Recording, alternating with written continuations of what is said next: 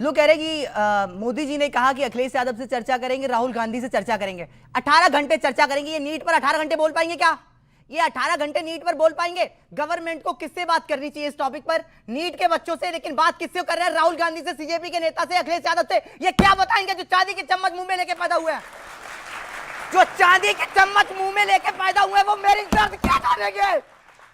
वो की सौरभ दास से बात करके अब क्या सॉल्यूशन निकालेंगे? आप कभी रिजर्वेशन पर बात क्यों नहीं करते? आप कभी रिजर्वेशन पर बात क्यों नहीं करते? गवर्नमेंट, आपको पता है दिल्ली का बच्चा जनरल बच्चा दिल्ली का 570 नंबर पे कॉलेज मिलेगा, एमपी के बच्चे को वही कॉलेज 560 पे मिलेगा, और यूपी के बच्चे को वही कॉलेज 565 पे मिलेगा, छत्तीसगढ़ के वही बच्चे को कॉलेज 540 मिलेगा। ऐसा क्यों? स्टेट में डिवीजन कर रखा है आपने। आप तो अखंड भारत बनाने की बात करते हैं। एक एग्जाम में क्या एक काउंसलिंग होना चाहिए?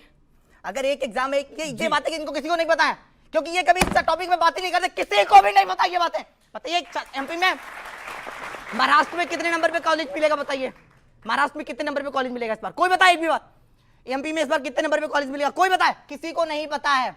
बात करेंगे अखिलेश यादव से, बात करेंगे राहुल गांधी से, बात करेंगे, भाई उनका टॉपिक ही नहीं है। एक बात बताइए, 2024 में जब पेपर लीक हुआ था, मैं धरने पे बैठा था और मैं राहुल गांधी से मेरे दोस्त काजल मिलने गए थे। इन लोगों ने कहा था कि सलमान खुर्शीद को हम आपका लॉयर कर देंगे। सलमान खुर्शीद किसी को सुप्रीम कोर्ट में दिखे क्या?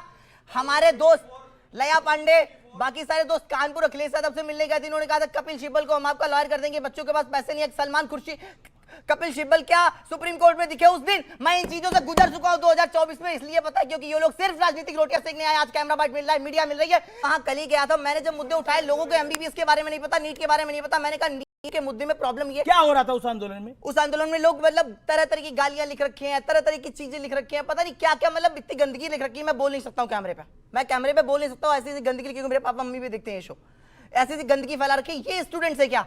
अब मैंने वहां पर नीट का मुद्दा उठाया। मैंने कहा धर्मेंद्र प्रधान का इस्तीफा एक छोटा पॉइंट है, बड़े पॉइंट्स जो है वो रियल इश्यूज हैं, उनको ऊपर लाओ। ये तो बाद में आ जाएगा भाई, सब लोग इस्तीफा दे दे, क्या हो जाएगा उससे? उससे मुझे एक सीट मिल जाएगी क्या? अच्छा, एक सवाल, अगर धर्मेंद्र प्रधान इस्तीफा दे देंगे तो प्रॉब्लम सॉर्ट हो जाएगी? नरेंद्र मोदी इस्तीफा देते हैं प्रॉब्लम सॉर्ट हो जाएगी?